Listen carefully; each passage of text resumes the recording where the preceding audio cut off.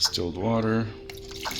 We're going to do 2 of these cups, and then add another one if we need it later.